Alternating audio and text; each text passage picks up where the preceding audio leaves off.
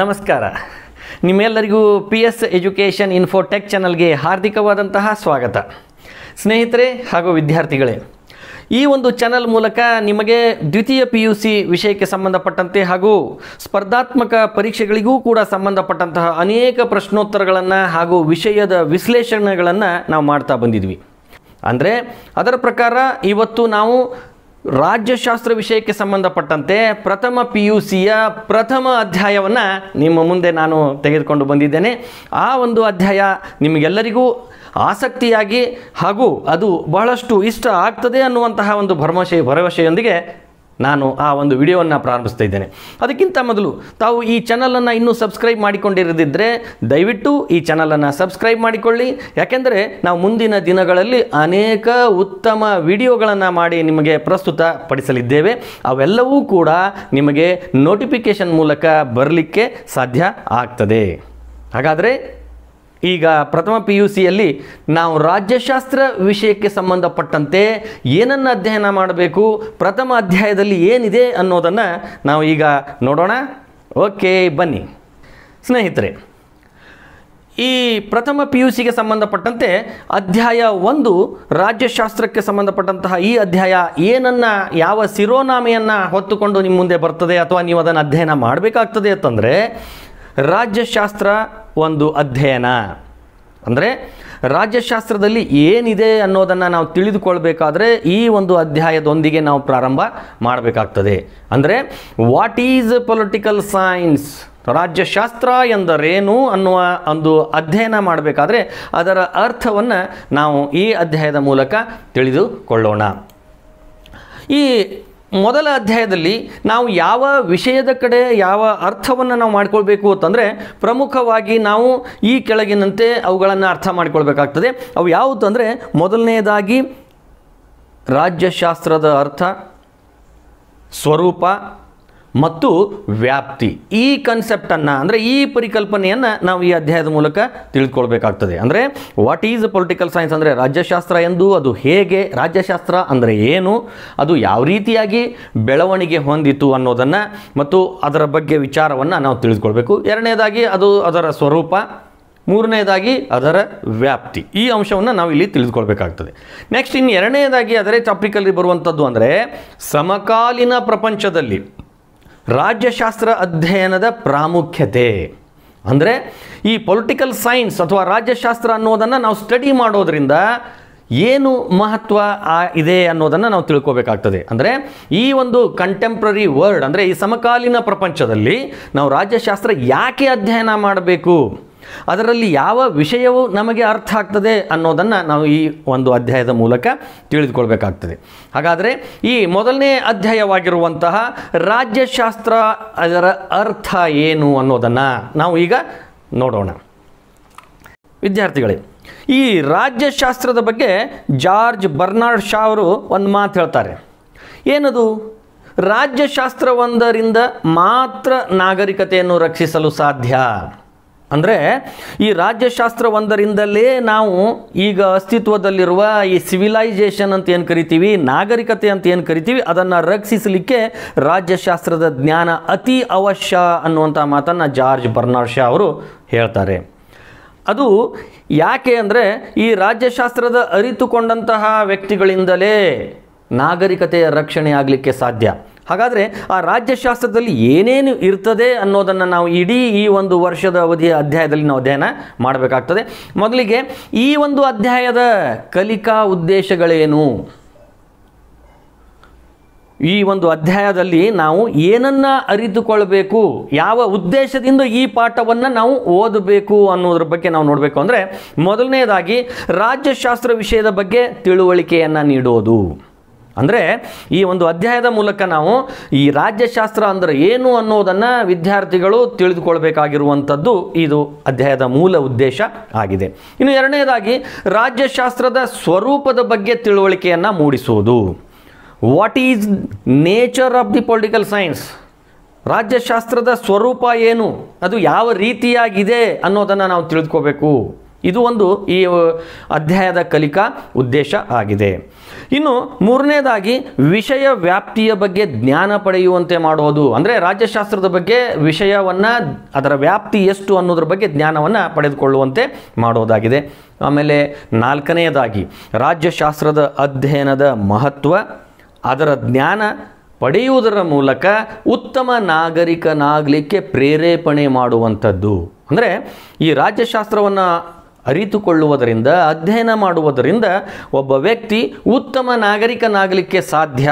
ಆ ಒಂದು ನಾಗರಿಕನಾಗಲಿಕ್ಕೆ ಪ್ರೇರೇಪಣೆ ಮಾಡುವುದೂ ಕೂಡ ಈ ಒಂದು ಅಧ್ಯಯನದ ಉದ್ದೇಶ ಆಗಿದೆ. ಹಾಗಾದರೆ ಈ ಒಂದು ಅಧ್ಯಾಯದ ಬಗ್ಗೆ ವಿಚಾರ ನಾವು ಪ್ರಾರಂಭಿಸೋಣ.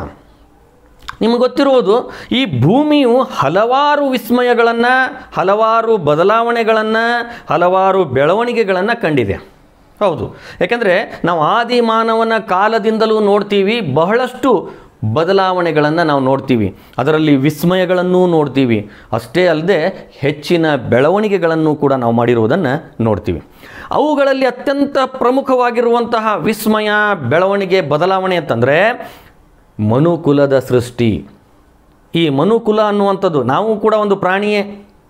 ಈ ಮನುಕುಲ, ಮಾನವ ಪ್ರಾಣಿ ಎನ್ನುವಂತಹ ಒಂದು ಪ್ರಾಣಿಯ ಸೃಷ್ಟಿಯೇ ಒಂದು ವಿಸ್ಮಯವಾದಂತಹ ಒಂದು ಸೃಷ್ಟಿಯಾಗಿದೆ. ಇದು ನಾವು ಕಂಡಿರುವಂತಹ ಈ ಭೂಮಿಯ ಮೇಲೆಯ ಒಂದು ವಿಸ್ಮಯಗಳಲ್ಲಿ ಒಂದಾಗಿದೆ. ನಮಗೆ ಗೊತ್ತಿಲ್ಲ, ಜಗತ್ತಿನ ಆದಿ ಮತ್ತು ಅಂತ್ಯವನ್ನು ನಾವು ನಿಖರವಾಗಿ ಹೇಳಲಿಕ್ಕೆ ಸಾಧ್ಯವಿಲ್ಲದಿದ್ದರೂ ಕೂಡ ಮಾನವನ ವಿಕಾಸ, ಬೆಳವಣಿಗೆ, ಬದಲಾವಣೆ, ಅಭಿವೃದ್ಧಿ ಈ ಮುಂತಾದವುಗಳು ಹೇಗೆ ಸಂಭವಿಸಿದವು ಎಂಬುದರ ಅನ್ವೇಷಣೆಯಲ್ಲಿ ನಾವು ನಿರಂತರವಾಗಿ ತೊಡಗಿರ್ತೇವೆ. ನೀವು ನೋಡಿರ್ಬೋದು, ದಿನದಿಂದ ದಿನಕ್ಕೆ ಅನೇಕ ಸಂಶೋಧನೆಗಳು ನಡೀತಾ ಇವೆ. ಪ್ರತಿಯೊಂದು ಕೂಡ ಈ ಪುರಾತತ್ವ ಇಲಾಖೆಯಿಂದ ನಾವು ನೋಡಿದರೆ ಪುರಾತನ ಕಾಲದಲ್ಲಿ ಹಿಂದೆ ಮಾನವ ಹೇಗಿದ್ದ ಎನ್ನುವುದರ ಬಗ್ಗೆ ಅತ್ಯಂತ ಪ್ರಮುಖವಾದಂತಹ ಸ್ಟಡಿ ಮಾಡ್ತಾ ಇರೋದನ್ನು ನಾವು ನೋಡ್ತೀವಿ. ಇಲ್ಲಿ ಯಾವ ರೀತಿ ಮಾನವನ ವಿಕಾಸ ಆಯಿತು, ಬೆಳವಣಿಗೆ ಆಯಿತು, ಏನೇನು ಬದಲಾವಣೆಗಳಾದವು, ಯಾವ ರೀತಿ ಮಾನವ ಅಭಿವೃದ್ಧಿ ಹೊಂದಿದ, ಇವೆಲ್ಲವನ್ನೂ ಕೂಡ ನಾವು ಅಧ್ಯಯನವನ್ನು ಮಾಡ್ತಾ ಇರೋದನ್ನು ನೋಡ್ತೀವಿ. ಈ ನಿಟ್ಟಿನಲ್ಲಿ ಅವನಿಗೆ ಅಥವಾ ಅಂದರೆ ಮಾನವನಿಗೆ ಯಾವುದು ಸಹಕಾರಿಯಾಗಿದೆ ಅಂದರೆ ಅದು ವಿಜ್ಞಾನ. ವಿಜ್ಞಾನ ಅನ್ನುವಂಥದ್ದು ಈ ಹೊಸವನ್ನು ತಿಳಿದುಕೊಳ್ಳಲಿಕ್ಕೆ, ವಿಸ್ಮಯಗಳನ್ನು ಅರ್ಥ ಮಾಡಿಕೊಳ್ಳಲಿಕ್ಕೆ ಅತ್ಯಂತ ಪ್ರಮುಖವಾಗಿ ಸಹಾಯ ಮಾಡ್ತಾ ಇರುವಂತಹ, ಸಹಕಾರಿಯಾಗಿರುವಂಥದ್ದು ವಿಜ್ಞಾನ. ಈ ವಿಜ್ಞಾನದ ಸಹಾಯದಿಂದ ಮಾನವ ಪ್ರಕೃತಿಯನ್ನು ಭೇದಿಸಿ ಅವನೇ ಅಚ್ಚರಿ ಪಡುವಷ್ಟು ಬೆಳೆದಿರುವಂಥದ್ದನ್ನು ನಾವು ನೋಡ್ತೀವಿ. ಈ ವಿಜ್ಞಾನದ ಸಹಾಯದಿಂದ ನಾವು ಅನೇಕ ಪ್ರಕೃತಿಯನ್ನು ಭೇದಿಸಿ, ಅಂದರೆ ಪ್ರಕೃತಿಯನ್ನು ನಾವು ನೋಡಿ ಅದರಲ್ಲಿ ಸಂಶೋಧನೆ ಮಾಡಿ ನಾವೇ ಅಚ್ಚರಿ ಪಡುವಷ್ಟು, ಅಂದರೆ ಮಾನವರೇ ಅಚ್ಚರಿ ಪಡುವಷ್ಟು ಅದರಲ್ಲಿ ಬೆಳೆದಿರುವುದನ್ನು ನಾವು ನೋಡ್ತೀವಿ. ಹಾಗಾದರೆ ಈ ಮಾನವ ವಿಜ್ಞಾನದ ಸಹಾಯದಿಂದ ಈ ಜಗತ್ತಿನಲ್ಲಿ ನಡೆಯುತ್ತಿರುವಂತಹ ಬೆಳವಣಿಗೆಗಳನ್ನು, ಬದಲಾವಣೆಗಳನ್ನು ಯಾವ ರೀತಿಯಾಗಿ ಅರಿತಾ ಇದ್ದಾನೆ ಅಂತಂದರೆ ಸ್ಥೂಲವಾಗಿ, ಸಂಪೂರ್ಣವಾಗಿ ಅರಿತುಕೊಳ್ತಾ ಇದ್ದಾನೆ. ಅದು ನಿಮ್ಗೆ ಗೊತ್ತಿರ್ಬೋದು, ವಿಜ್ಞಾನ ಅಂದ್ರೇನು. ನೀವು ಇಲ್ಲಿಯವರೆಗೆ SSLC ಯವರೆಗೆ ತಿಳಿದುಕೊಂಡಂತಹ, SSLC ಯವರೆಗೆ ತಾವೆಲ್ಲ ಸಬ್ಜೆಕ್ಟ್ಗಳನ್ನು ಅರಿತುಕೊಂಡು ಬಂದಿರಿ, ಅದರಲ್ಲಿ ವಿಜ್ಞಾನವೂ ಕೂಡ ಒಂದು. ಆ ವಿಜ್ಞಾನ ಅಂದರೆ ಅದು ಎಷ್ಟು ಭಾಗಗಳನ್ನು ಹೊಂದಿದೆ ಅನ್ನೋದನ್ನು ನಾವು ನೋಡಬೇಕು ಅಂತಂದರೆ, ಮೊದಲನೇದಾಗಿ ವಿಜ್ಞಾನವನ್ನು ನಾವು 3 ಭಾಗಗಳನ್ನಾಗಿ ವಿಂಗಡಿಸಬಹುದಾಗಿದೆ. 3 ಭಾಗ. ಇದನ್ನು ನಾವು ಯಾವುದಾಗಿ ಬ್ರೀಫಾಗಿ, ಸಂಕ್ಷಿಪ್ತವಾಗಿ ನಾವು ನೋಡಬೇಕು ಅಂದರೆ 3 ಭಾಗಗಳಲ್ಲಿ ನಾವು ವಿಂಗಡಿಸಬಹುದಾಗಿದೆ. ಅದರಲ್ಲಿ ಯಾವುದು ಅಂದರೆ, ಮೊದಲನೇದ್ದು ಭೌತ ವಿಜ್ಞಾನ, ಎರಡನೇದ್ದು ಸಮಾಜ ವಿಜ್ಞಾನ, ಮೂರನೇದಾಗಿ ಜೀವ ವಿಜ್ಞಾನ. ಹೀಗೆ ವಿಜ್ಞಾನವನ್ನು ನಾವು 3 ಪಾರ್ಟ್ಗಳನ್ನಾಗಿ ನೋಡ್ತೀವಿ. ಒಂದು ಭೌತ ವಿಜ್ಞಾನ ಆಗಿರ್ಬೋದು, ಇನ್ನೊಂದು ಜೀವ ವಿಜ್ಞಾನ ಆಗಿರ್ಬೋದು, ಇನ್ನೊಂದು ಸಮಾಜ ವಿಜ್ಞಾನ. ಹಾಗಾದರೆ ಈ ಸಮಾಜ ವಿಜ್ಞಾನಕ್ಕೆ ಸಂಬಂಧಪಟ್ಟಂತೆ ಇನ್ನೂ ಆ ಸಮಾಜ ವಿಜ್ಞಾನ ಏನನ್ನು ಒಳಗೊಂಡಿದೆ ಅನ್ನೋದನ್ನು ನಾವು ನೋಡಬೇಕು. ಅಂದರೆ ಅದರಲ್ಲಿ ತತ್ವಶಾಸ್ತ್ರ, ನೀತಿಶಾಸ್ತ್ರ, ಸಮಾಜಶಾಸ್ತ್ರ, ಮನಃಶಾಸ್ತ್ರ, ಅರ್ಥಶಾಸ್ತ್ರ, ಇತಿಹಾಸ ಮತ್ತು ಭೂಗೋಳಶಾಸ್ತ್ರ ಇವೆಲ್ಲಕ್ಕೂ ಅತ್ಯಂತ ಪ್ರಮುಖವಾಗಿರುವಂಥದ್ದು ಅಂದರೆ ರಾಜ್ಯಶಾಸ್ತ್ರ. ಈ ಎಲ್ಲ ಭಾಗಗಳಲ್ಲಿ, ಈ ಎಲ್ಲ ಶಾಸ್ತ್ರಗಳಲ್ಲಿ ಸಮಾಜ ವಿಜ್ಞಾನದ ಅತ್ಯಂತ ಮೇರು ಆಗಿರುವಂತಹ ಒಂದು ಶಾಸ್ತ್ರ, ಒಂದು ಭಾಗ, ಒಂದು ವಿಂಗ್ ಯಾವುದಾಗಿದೆ ಅಂದರೆ ಅದು ರಾಜ್ಯಶಾಸ್ತ್ರವಾಗಿದೆ. ರಾಜ್ಯಶಾಸ್ತ್ರವೇ ಶಾಸ್ತ್ರಗಳಲ್ಲಿ ಅಥವಾ ಸಮಾಜ ವಿಜ್ಞಾನಗಳಲ್ಲಿ ಅತ್ಯಂತ ಪ್ರಮುಖವಾಗಿರುವಂತಹ ಒಂದು ಭಾಗ ಆಗಿದೆ. ಹಾಗಾದರೆ ಈ ರಾಜ್ಯಶಾಸ್ತ್ರ ಅಂದರೆ ಏನು? ಈ ರಾಜ್ಯಶಾಸ್ತ್ರದ ಪ್ರವೇಶವನ್ನು ನಾವು ಮಾಡಿ ಆ ರಾಜ್ಯಶಾಸ್ತ್ರದ ಬಗ್ಗೆ ತಿಳಿದುಕೊಳ್ಳೋಣವೇ? ಓಕೆ, ಹಾಗಾದರೆ ನೋಡೋಣ. ಈ ರಾಜ್ಯಶಾಸ್ತ್ರ ಎಂಬ ವಿಷಯ ಯಾವಾಗ ಹುಟ್ಟಿತು, ಅಥವಾ ಇದು ಇತ್ತೀಚಿನ ಪರಿಕಲ್ಪನೆಯೋ ಅಥವಾ ಪುರಾತನವಾದ ಪರಿಕಲ್ಪನೆಯಾಗಿದೆಯೋ? ಈ ವಿಷಯವನ್ನು ನಾವು ತಿಳಿದುಕೊಳ್ಬೇಕು ಅಂದರೆ ರಾಜ್ಯಶಾಸ್ತ್ರ ಎಂಬ ವಿಷಯವು ಅತ್ಯಂತ ಪುರಾತನವಾದುದು. ರಾಜ್ಯಶಾಸ್ತ್ರ ಅನ್ನೋದು ನಿನ್ನೆ ಮೊನ್ನೆ ಜನಿಸಿದ್ದು ಅಲ್ಲ, ಅಥವಾ ಇತ್ತೀಚಿನ ಬೆಳವಣಿಗೆ ಆಧುನಿಕವಾದಂತಹ ಪರಿಕಲ್ಪನೆಯಲ್ಲ. ಇದು ಅತ್ಯಂತ ಪುರಾತನ ಕಾಲದಿಂದಲೂ ಕೂಡ ರಾಜ್ಯಶಾಸ್ತ್ರದ ಅಸ್ತಿತ್ವ ಇರೋದನ್ನು ನಾವು ನೋಡ್ತೀವಿ. ಬಹುಶಃ ತಮಗೆ ಗೊತ್ತಿರ್ಬೋದು, ಈ ಒಂದು ರಾಜ್ಯಶಾಸ್ತ್ರದ ಮೂಲವನ್ನು ನಾವು ಹುಡುಕುತ್ತಾ ಹೋದಂತೆ ನಮಗೆ ಸಿಗುವಂತಹದ್ದು ಯಾವುದು ಅಂತಂದರೆ ಪುರಾತನ ಗ್ರೀಕ್ ಕಾಲ. ಪುರಾತನ ಗ್ರೀಕ್ ಕಾಲದ ತತ್ವಜ್ಞಾನಿಗಳು ಈ ರಾಜ್ಯಶಾಸ್ತ್ರಕ್ಕೆ ಏನು ಮಾಡ್ತಾರೆ ಅಂತಂದರೆ ಅದಕ್ಕೆ ಉತ್ತಮವಾದ ತಳಹದಿಯನ್ನು ಹಾಕ್ತಾರೆ. ಅಂದರೆ ಒಂದು ರಾಜ್ಯಶಾಸ್ತ್ರವನ್ನು ಅಧ್ಯಯನ ಮಾಡಬೇಕು ಅಂತಂದರೆ ಅದಕ್ಕೆ ಯಾವ ರೀತಿ ಅಧ್ಯಯನ ಮಾಡಬೇಕು ಅನ್ನುವಂತಹ ಒಂದು ಪ್ರಕ್ರಿಯೆಯನ್ನು ಪ್ರಾರಂಭಿಸಿದ ಕೀರ್ತಿ ಯಾರಿಗೆ ಸಲ್ತದೆ ಅಂತಂದರೆ ಪುರಾತನ ಗ್ರೀಕರಿಗೆ ಸಲ್ತದೆ. ನಿಮ್ಗೆ ಗೊತ್ತಿರ್ಬೋದು, ವಾಸ್ತವಿಕವಾಗಿ ರಾಜ್ಯಶಾಸ್ತ್ರದ ಪರಿಕಲ್ಪನೆಯ ಉಲ್ಲೇಖವನ್ನು ನಮ್ಮ ಭಾರತೀಯ ರಾಜಕೀಯ ಚಿಂತಕರು ಅನೇಕ ತಮ್ಮ ಕೃತಿಗಳಲ್ಲಿ ಐತಿಹಾಸಿಕ ದಾಖಲೆಗಳಲ್ಲಿ ನೀಡಿರುತ್ತಾರೆ. ಆದರೆ ನಾವು ಅವರನ್ನು ರಾಜ್ಯಶಾಸ್ತ್ರದ ಪಿತಾಮಹರು ಅಂತ ಕರೆಯೋಕ್ಕೆ ಸಾಧ್ಯ ಇಲ್ಲ, ಕರೆದಿಲ್ಲ. ಆಮೇಲೆ ಅವರು ಮಾಡಿರುವಂಥದ್ದು ಯಾಕೆ ಅನ್ನೋದನ್ನು ನಾವು ಚರ್ಚೆ ಮಾಡಬೇಕು ಅಂದರೆ ನೀವು ನೋಡ್ಬೋದು ಯಾವ್ಯಾವ ಕೃತಿಗಳಲ್ಲಿ ನಾವು ರಾಜ್ಯಶಾಸ್ತ್ರದ ಮೂಲ ನಮ್ಮ ಭಾರತೀಯ ರಾಜಕೀಯ ಚಿಂತಕರಲ್ಲಿ ತತ್ವಜ್ಞಾನಿಗಳಲ್ಲಿ ಸಿಗ್ತದೆ ಅನ್ನೋದನ್ನು ನೋಡಬೇಕು ಅಂದರೆ ಬಹುಮುಖ್ಯವಾಗಿ ಕೌಟಿಲ್ಯನ ಅರ್ಥಶಾಸ್ತ್ರದಲ್ಲಿ ನಾವು ನೋಡ್ತೀವಿ. ಎರಡನೇದಾಗಿ ಕಮಂಡಕನ ನೀತಿಸಾರದಲ್ಲಿ ನಾವು ನೋಡ್ತೀವಿ. ಇವೆರಡರಲ್ಲಿಯೂ ಕೂಡ ಹೇಗೆ ರಾಜ್ಯಾಡಳಿತ ಮಾಡಬೇಕು ಅನ್ನುವಂತಹ ಉಲ್ಲೇಖ ಈ ಒಂದು ಕೃತಿಗಳಲ್ಲಿ ಇರುವುದನ್ನು ನಾವು ನೋಡ್ತೀವಿ. ಹಾಗಾದರೆ ಇವರನ್ನು ನಾವು ಯಾಕೆ ಈ ಒಂದು ರಾಜ್ಯಶಾಸ್ತ್ರದ ಮೂಲ ಅನ್ನುವಂಥದ್ದನ್ನು ನಾವು ಕೇಳ್ತಾ ಇಲ್ಲ, ಯಾಕೆ ಮಾಡ್ತಾ ಇಲ್ಲ ಅಂದರೆ ಇದಕ್ಕೆ ಅತ್ಯಂತ ಪ್ರಮುಖವಾಗಿ ಇನ್ನೂ ಒಂದು ಸ್ವಲ್ಪ ನಾವು ಅದರ ಬಗ್ಗೆ ಚರ್ಚೆ ಮಾಡಬೇಕು ಅಂದರೆ ಋಗ್ವೇದ, ಯಜುರ್ವೇದ, ಶುಕ್ರ ನೀತಿಸಾರ, ಮನುಸ್ಮೃತಿ ಮುಂತಾದ ಪ್ರಾಚೀನ ಗ್ರಂಥಗಳಲ್ಲಿ ಭಾರತೀಯರು ಗ್ರೀಕರಿಗಿಂತ ಮೊದಲೇ ರಾಜ್ಯಶಾಸ್ತ್ರದ ಬಗ್ಗೆ ಅಪಾರ ಜ್ಞಾನವನ್ನು ಹೊಂದಿದ್ದರು ಅಂತ ತಿಳಿತದೆ ನಮಗೆ.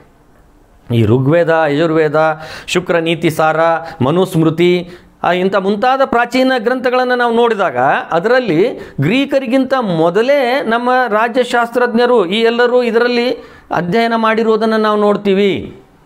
ಆದರೆ ಈ ಗ್ರಂಥಗಳಲ್ಲಿ ಏನಾಗಿದೆ ಅಂತಂದರೆ ರಾಜನೀತಿ ಪ್ರಜ್ಞೆಗಿಂತಲೂ ಕೂಡ ಧಾರ್ಮಿಕ ಪ್ರಜ್ಞೆ ಹೆಚ್ಚಾಗಿ ಕಂಡುಬರುತ್ತಿತ್ತು.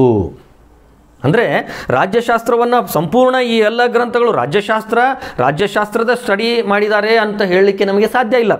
ಯಾಕೆಂದರೆ ಇಲ್ಲಿ ಈ ಗ್ರಂಥಗಳಲ್ಲಿ ನಾವು ಏನು ನೋಡ್ತೀವಿ ಅಂದರೆ ರಾಜನೀತಿ ಪ್ರಜ್ಞೆಗಿಂತಲೂ ಕೂಡ ಅಂದರೆ ರಾಜಕೀಯ ಪ್ರಜ್ಞೆಗಿಂತಲೂ ಕೂಡ ಧಾರ್ಮಿಕ ಪ್ರಜ್ಞೆ ಅತಿ ಹೆಚ್ಚು ಕಂಡು ಬರ್ತಾ ಇತ್ತು. ನೀವು ನೋಡಿರ್ಬೋದು, ಅಂದರೆ ಇದರರ್ಥ ಸಂಪೂರ್ಣವಾಗಿ ಅದು ರಾಜ್ಯಶಾಸ್ತ್ರಕ್ಕೆ ಸೀಮಿತ ಆಗಿರಲಿಲ್ಲ. ರಾಜ್ಯಶಾಸ್ತ್ರ ಎಲ್ಲೋ ಒಂದು ಕಡೆ ಪಾರ್ಟ್ ಥರ ಇತ್ತೆ ಹೊರತು ಅದು ಸಂಪೂರ್ಣವಾಗಿ ಧಾರ್ಮಿಕವಾಗಿರುವ ಗ್ರಂಥಗಳು ಅಂತ ಅನಿಸ್ಕೊಂಡಿವಿ.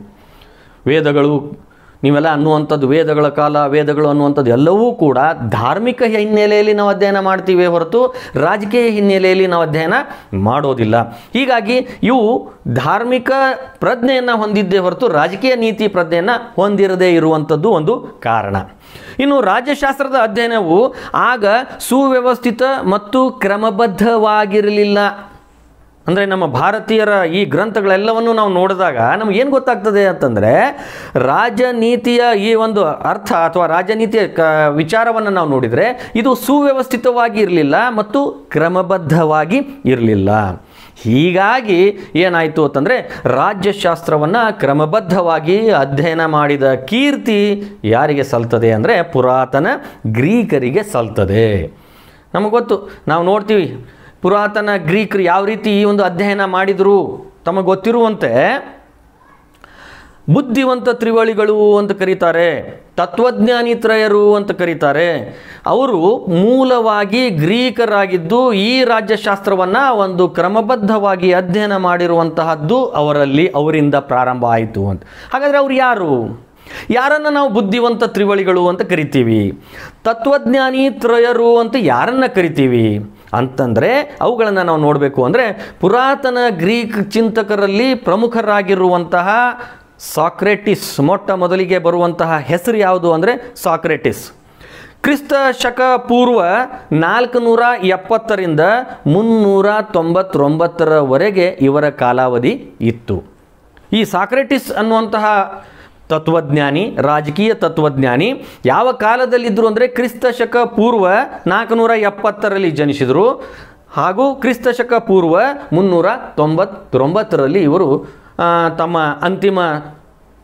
ಅಂತ್ಯವಾಯಿತು ಅಂತ, ಅಥವಾ ಇವರು ದೈವಾಧೀನರಾದರು ಅಂತ ನಾವು ಅಂತೀವಿ.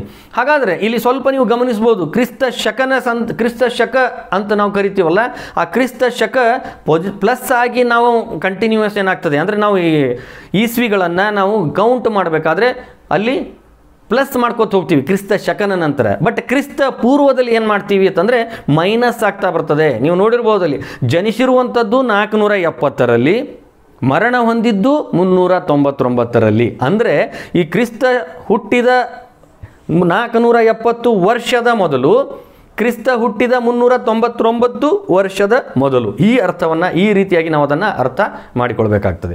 ಹಾಗಾಗಿ ಸಾಕ್ರೆಟಿಸ್ ಅನ್ನುವಂಥವರು ಮೊದಲ ಗ್ರೀಕ್ ತತ್ವಜ್ಞಾನಿಗಳು. ಇವರು ಈ ರಾಜ್ಯಶಾಸ್ತ್ರದ ಸ್ಟಡಿ ಯಾವ ರೀತಿ ಪ್ರಾರಂಭಿಸಿದರು ಅಂದರೆ ಸಂವಾದಗಳ ಮೂಲಕ ವಿವರಣೆಯನ್ನು ಮಾಡಿದರು, ಕ್ರಮಬದ್ಧವಾಗಿ ಅಧ್ಯಯನ ಮಾಡಿದರು. ಅಂದರೆ ಸಾಕ್ರೆಟಿಸ್ ಅವರ ಮೂಲ ಕೃತಿಗಳು ನಾವು ಹುಡುಕಿದ್ರೆ ಸಿಗೋದಿಲ್ಲ. ಅವು ಹೇಗಿವೆ ಅಂದರೆ ಡೈಲಾಗೋ ಅನ್ನುವಂತಹ ರೂಪದಲ್ಲಿವೆ. ಡೈಲಾಗ್ಸ್ ಅಂತ ನಾವು ಕರಿತೀವಿ, ಡೈಲಾಗೋ ಅಥವಾ ಸಂವಾದಗಳ ರೂಪದಲ್ಲಿವೆ. ಅವರ ಆ ಒಂದು ಸಂವಾದಗಳ ರೂಪದಲ್ಲಿ ಅವರು ರಾಜ್ಯಶಾಸ್ತ್ರ ಅಧ್ಯಯನ ಪ್ರಾರಂಭಿಸಿದರು ಅನ್ನುವ ಕಾರಣದಿಂದ ಅವರು ಮೂಲ ಆಗ್ತಾರೆ. ಅವರಿಂದ ಅಂದರೆ ಗ್ರೀಕರಿಂದ ಪ್ರಾರಂಭ ಆಗ್ತದೆ. ಇವರು ಆ ಬುದ್ಧಿವಂತ ತ್ರಿವಳಿಗಳಲ್ಲಿ ಮೊದಲಿಗರು.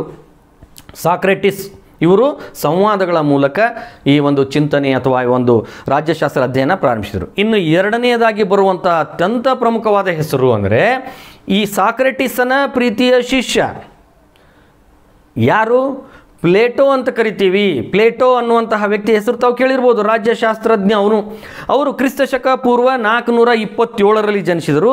ಕ್ರಿಸ್ತ ಶಕ ಪೂರ್ವ 347ರಲ್ಲಿ ತಮ್ಮ ಅಂತಿಮ ಶ್ವಾಸವನ್ನು ತೆಗೆದುಕೊಂಡರು ಅಥವಾ ದೈವಾಧೀನರಾದರು. ಅಂದರೆ ಪ್ಲೇಟೋ ಅವರ ಕಾಲ ಕ್ರಿಸ್ತ ಶಕ ಪೂರ್ವ 427ರಿಂದ ಕ್ರಿಸ್ತ ಶಕ ಪೂರ್ವ 347ರವರೆಗೆ. ಇವರ ಗ್ರಂಥಗಳು, ಇವರ ವಿಚಾರಗಳು ನಮಗೆ ಗ್ರಂಥದ ರೂಪದಲ್ಲಿ ಸಿಗ್ತಾ ಇವೆ. ಇವರ ಅತ್ಯಂತ ಪ್ರಮುಖ 3 ಗ್ರಂಥಗಳೆಂದರೆ ದಿ ರಿಪಬ್ಲಿಕ್, ಇನ್ನೊಂದು ದಿ ಸ್ಟೇಟ್ಸ್ಮನ್, ಇನ್ನೊಂದು ದಿ ಲಾಸ್. ಈ 3 ಪ್ರಮುಖ ಗ್ರಂಥಗಳಲ್ಲಿ ಇವರು ತಮ್ಮ ವಿಚಾರಗಳನ್ನು ಬರೆದಿರುವಂಥದ್ದು ಅಥವಾ ವಿಚಾರವನ್ನು ತಿಳಿಸಿರುವಂಥದ್ದು, ಅಂದರೆ ರಾಜ್ಯಶಾಸ್ತ್ರವನ್ನು ಸಿಸ್ಟಮೆಟಿಕ್ ಆಗಿ ಸ್ಟಡಿ ಮಾಡಿರುವಂಥದ್ದನ್ನು ನಾವು ನೋಡ್ತೀವಿ. ಆದರೆ ಪ್ಲೇಟೋ ಏನಾಗಿದ್ದರು ಅಂದರೆ ಸ್ವಲ್ಪ ಕಾಲ್ಪನಿಕವಾದಿ ಅಂತ ಕರೀತಾರೆ. ಪ್ಲೇಟೋಗೆ ಕಾಲ್ಪನಿಕವಾದಿ ಅಂತ ಕರೀತಾರೆ. ಇವರು ಅನೇಕ ವಿಚಾರಗಳನ್ನು ರಾಜನ ಕುರಿತು, ಆಡಳಿತದ ಕುರಿತು ಬರೆದಿದ್ದಾರೆ. ಅವೆಲ್ಲವೂ ಎಂಥದ್ದಾಗಿವೆ ಅಂದರೆ ಇವರು ಕಲ್ಪನೆ ಮಾಡಿಕೊಂಡು ಈ ರೀತಿಯಾಗಿರಬೇಕು, ಹೀಗಿರಬೇಕು ಅಂತ ಬರೆದಿರುವಂಥದ್ದು. ದಿ ರಿಪಬ್ಲಿಕ್ ಆಗಿರ್ಬೋದು, ದಿ ಸ್ಟೇಟ್ಸ್ಮನ್ ಆಗಿರ್ಬೋದು, ದಿ ಲಾಸ್ ಆಗಿರ್ಬೋದು, ಇವೆಲ್ಲವೂ ಕೂಡ ಅವರು ಬರೆದಿರುವಂಥದ್ದು. ಉತ್ತಮವಾದಂತಹ ಆದರ್ಶ ರಾಜ್ಯ, ತತ್ವಜ್ಞಾನಿ ಅರಸ ಅಂತೆಲ್ಲ ಬರೀತಾರೆ. ಆದರೆ ಅವೆಲ್ಲವೂ ಹೇಗಿವೆ ಅಂತಂದರೆ ಕಾಲ್ಪನಿಕವಾಗಿರುವಂಥದ್ದು ಆಗಿವೆ. ಇವರ ಗ್ರಂಥಗಳು ನಾವು ನೋಡ್ಲಿಕ್ಕೆ ಸಿಗ್ತವೆ. ಇವರು ಆ ಬುದ್ಧಿವಂತ ತ್ರಿವಳಿಗಳಲ್ಲಿ ಎರಡನೆಯವರು. ಇನ್ನು ಅತ್ಯಂತ ಪ್ರಮುಖವಾಗಿರುವಂತಹ ವ್ಯಕ್ತಿ ಅಂದರೆ ಅರಿಸ್ಟಾಟಲ್. ಈ ಪ್ಲೇಟೋನ ಅತ್ಯಂತ ಪ್ರೀತಿಯ ಶಿಷ್ಯ. ಇವರ 3 ಜನರಲ್ಲಿ ಲಿಂಕ್ ಇದೆ, ಒಬ್ಬರ ಶಿಷ್ಯಂದಿರಾಗಿದ್ದಾರೆ. ಹಾಗಾಗಿ 3ನೆಯ ವ್ಯಕ್ತಿ ಅಂದರೆ ಅರಿಸ್ಟಾಟಲ್. ಇವರ ಕಾಲ ಕ್ರಿಸ್ತ ಶಕ ಪೂರ್ವ 384ರಿಂದ 322ರವರೆಗೆ ಇವರು ತಮ್ಮ ಜೀವಿತವಾಗಿದ್ದರು. ಇವರ ಈ ಕಾಲದಲ್ಲಿ ಅತ್ಯಂತ ಪ್ರಮುಖವಾಗಿ ಇವತ್ತಿಗೂ ಕೂಡ ನಾವು ನಮ್ಮ ರಾಜ್ಯಶಾಸ್ತ್ರದ ಅತ್ಯಂತ ಪ್ರಮುಖವಾಗಿರುವ ವಿಚಾರವನ್ನು ನಾವು ತಿಳಿದುಕೋಬೇಕು ಅಂತಂದರೆ ಇವರು ಬರೆದಂತಹ ಮೇರು ಕೃತಿಯಾಗಿರುವ ದಿ ಪಾಲಿಟಿಕ್ಸ್ ಎಂಬ ಗ್ರಂಥ ಬಹಳಷ್ಟು ಪ್ರಭಾವಶಾಲಿಯಾಗಿರುವಂಥದ್ದು. ರಾಜ್ಯಶಾಸ್ತ್ರದ ವಿದ್ಯಾರ್ಥಿಗಳಿಗೆ ಅತ್ಯಂತಹ ಒಂದು ಭಗವದ್ಗೀತೆ ಅಂತ ನಾವು ಹೇಗೆ ಕರಿತೀವಿ ಅಂತಹ ಒಂದು ಗ್ರಂಥ ಆಗಿದೆ. ನಿಜವಾಗಿ ಹೇಳ್ತೀವಿ, ಪ್ರತಿಯೊಂದು ಧರ್ಮಕ್ಕೂ ಒಂದೊಂದು ಧಾರ್ಮಿಕ ಗ್ರಂಥ ಇದ್ದಂತೆ ರಾಜ್ಯಶಾಸ್ತ್ರದ ಧರ್ಮ ಗ್ರಂಥ ಯಾವುದು ಅಂತ ಕೇಳಿದರೆ ದಿ ಪಾಲಿಟಿಕ್ಸ್ ಎನ್ನುವಂಥದ್ದು. ಆದ್ದರಿಂದಲೇ ಈ ಅರಿಸ್ಟಾಟಲ್ ಅವರನ್ನು ರಾಜ್ಯಶಾಸ್ತ್ರದ ಪಿತಾಮಹ ಅಂತ ಕರಿತೀವಿ. ಆಮೇಲೆ ಇನ್ನೊಂದು ವಿಶೇಷ ಹೇಳಬೇಕು ಅಂದರೆ ಇವರು ವಾಸ್ತವಿಕವಾದಿಗಳು ಅಂತ ಕರೀತಾರೆ. ಪ್ಲೇಟೋನನ್ನು ನಾವು ಕಾಲ್ಪನಿಕವಾದಿ ಅಂತ ಕರೆದ್ರೆ ಈ ಅರಿಸ್ಟಾಟಲ್ರವರನ್ನು ವಾಸ್ತವವಾದಿ ಅಂತ ಕರಿತೀವಿ. ಯಾಕೆಂದರೆ ಇವರು ತಮ್ಮ ಗ್ರಂಥದಲ್ಲಿ ಅತ್ಯಂತ ಪ್ರಮುಖವಾಗಿ ಆಗಿನ ಕಾಲದ ಸುಮಾರು 190ರಿಂದ 200 ರಾಷ್ಟ್ರ ಅಥವಾ ರಾಜ್ಯಗಳನ್ನು ಸುತ್ತಿ ಅಲ್ಲಿ ಎಲ್ಲವನ್ನು ಅಧ್ಯಯನ ಮಾಡಿ ಆ ವಿಚಾರಗಳನ್ನು ತಮ್ಮ ದಿ ಪೊಲಿಟಿಕ್ಸ್ ಎಂಬ ಗ್ರಂಥದಲ್ಲಿ ಬರೆದಿದ್ದಾರೆ. ಹೀಗಾಗಿ ಇವರನ್ನು ನಾವು ಏನಂತ ಕರಿತೀವಿ ಅಂದರೆ ವಾಸ್ತವವಾದಿ ಅಂತ ಕರಿತೀವಿ. ಸರಿ, ಈ ಅರಿಸ್ಟಾಟಲ್ರವರನ್ನು ಯಾಕೆ ನಾವು ವಾಸ್ತವವಾದಿ ಅಂತ ಕರಿತೀವಿ? ಇವರೇನಂತ ಸಾಧನೆ ಮಾಡಿದ್ದಾರೆ ಅಂತಂದರೆ, ಅರಿಸ್ಟಾಟಲ್ರವರು ರಾಜ್ಯಶಾಸ್ತ್ರಕ್ಕೆ ಪ್ರಪ್ರಥಮ ಬಾರಿಗೆ ವೈಜ್ಞಾನಿಕ ತಳಹದಿಯನ್ನು ನೀಡಿ ರಾಜ್ಯಶಾಸ್ತ್ರವನ್ನು ಇತರ ಸಮಾಜಶಾಸ್ತ್ರಗಳಲ್ಲಿಯೇ ಉತ್ಕೃಷ್ಟವಾದ ವಿಜ್ಞಾನ ಅಂತ ಕರೆದಿರುವಂತಹ ವ್ಯಕ್ತಿ ಯಾರು ಅಂದರೆ ಅರಿಸ್ಟಾಟಲ್. ಇವರು ಈ ರಾಜ್ಯಶಾಸ್ತ್ರಕ್ಕೆ ವೈಜ್ಞಾನಿಕ ತಳಹದಿಯನ್ನು ನೀಡಿದರು.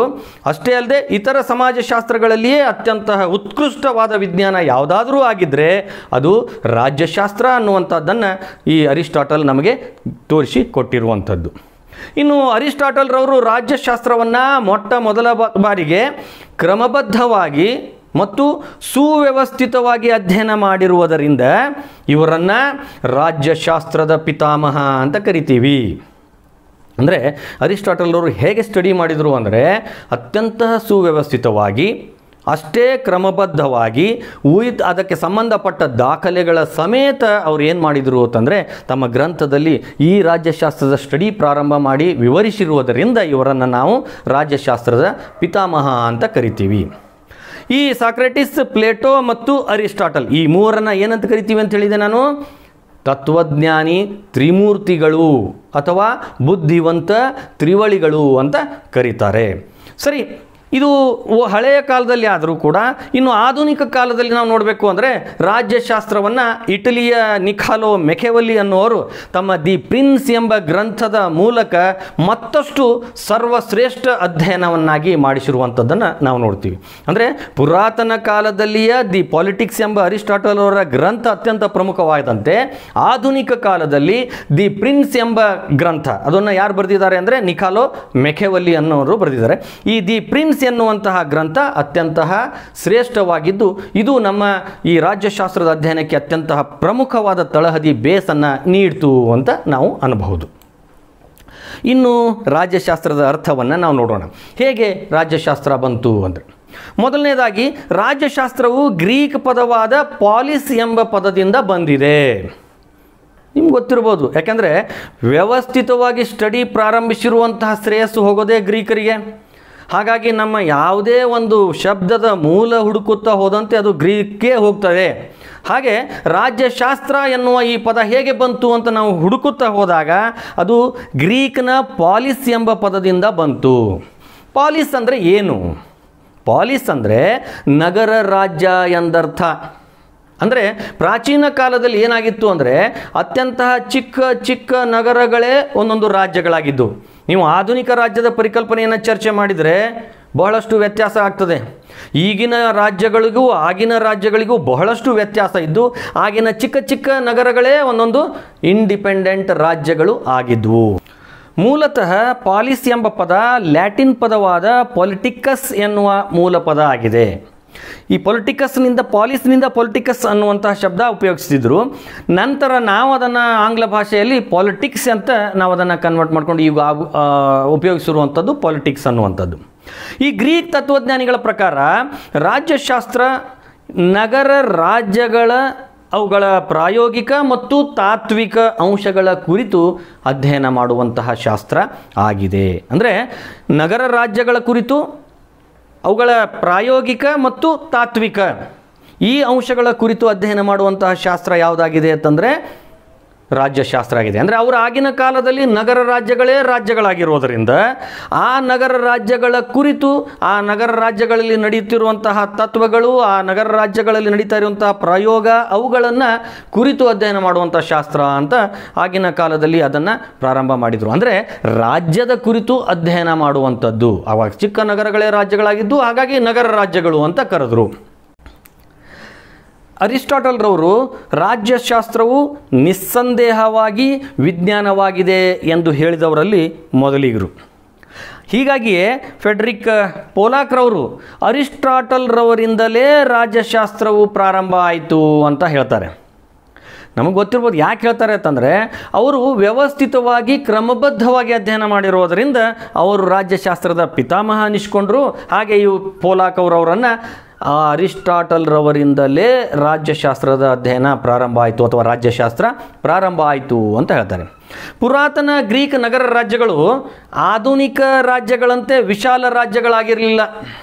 ನಾನು ಆವಾಗಲೇ ಹೇಳಿದೆ, ಅತ್ಯಂತ ಚಿಕ್ಕ ಚಿಕ್ಕ ನಗರಗಳೇ ಒಂದು ರಾಜ್ಯಗಳಾಗಿದ್ದು. ಇವತ್ತಿನ ರಾಜ್ಯದ ಕನ್ಸೆಪ್ಟ್ ಬಹಳಷ್ಟು ದೊಡ್ಡ ವಿಶಾಲ ರಾಜ್ಯವಾಗಿರೋದನ್ನು ನಾವು ನೋಡ್ತೀವಿ.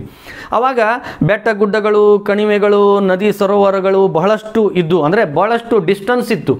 ಅವರಲ್ಲಿ ಜನವಸತಿ, ಜನರೂ ಕಡಿಮೆ ಇದ್ದರು.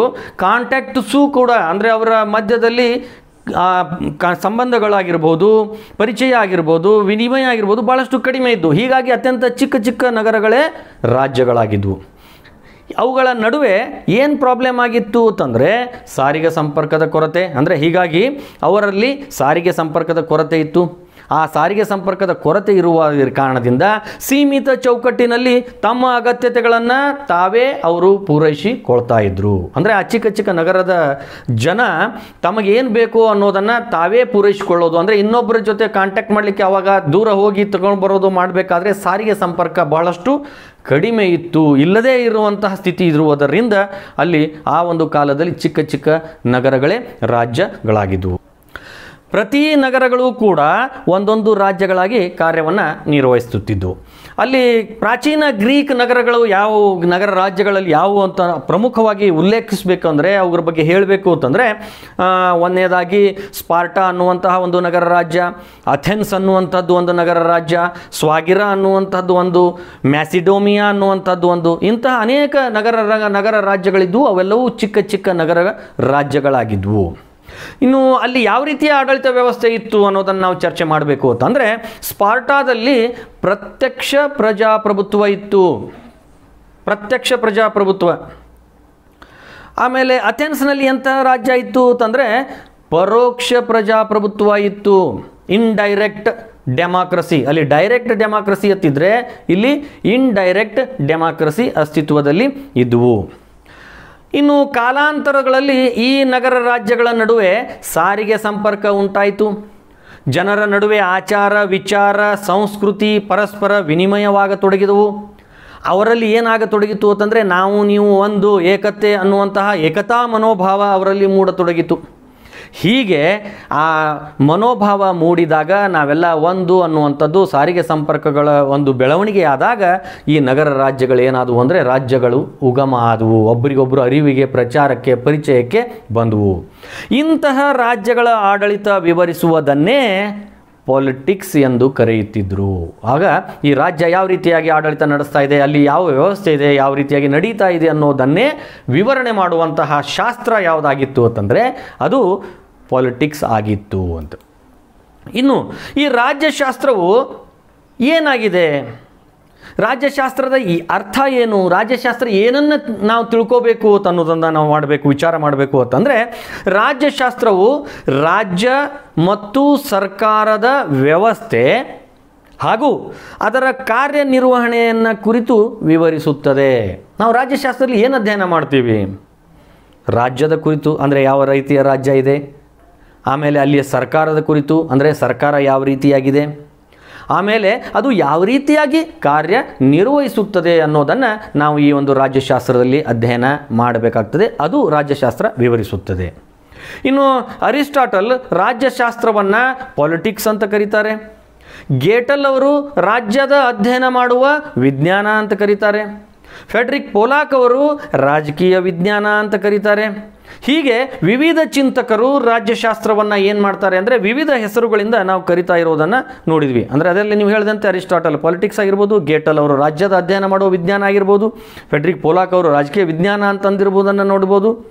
ಆದರೆ ಈ ರಾಜ್ಯಶಾಸ್ತ್ರ ಅನ್ನುವಂತಹ ಹೆಸರು ಯಾವಾಗ ಬಂತು, ಯಾರು ಮೊದಲಿಗೆ ಉಪಯೋಗಿಸಿದರು ಅನ್ನೋದನ್ನು ನಾವು ಚರ್ಚೆ ಮಾಡಬೇಕು. ಅಂದರೆ ಪ್ರಥಮ ಬಾರಿಗೆ ರಾಜ್ಯಶಾಸ್ತ್ರ ಎಂಬ ಪದವನ್ನು ಬಳಸಿರುವಂಥ ಶ್ರೇಯಸ್ಸು ಯಾರಿಗೆ ಹೋಗ್ತದೆ ಅಂದರೆ ಗೌಡ್ವಿನ್ ಮತ್ತು ಮೆರ್ರಿ ವಾಲ್ ಸ್ಟೋನ್ ಕ್ರಾಫ್ಟ್ ಅವರು ಈ ಒಂದು ಪದ ಅಂದರೆ ರಾಜ್ಯಶಾಸ್ತ್ರ ಎಂಬ ಪದವನ್ನು ಮೊಟ್ಟ ಮೊದಲು ಬಳಸಿದರು.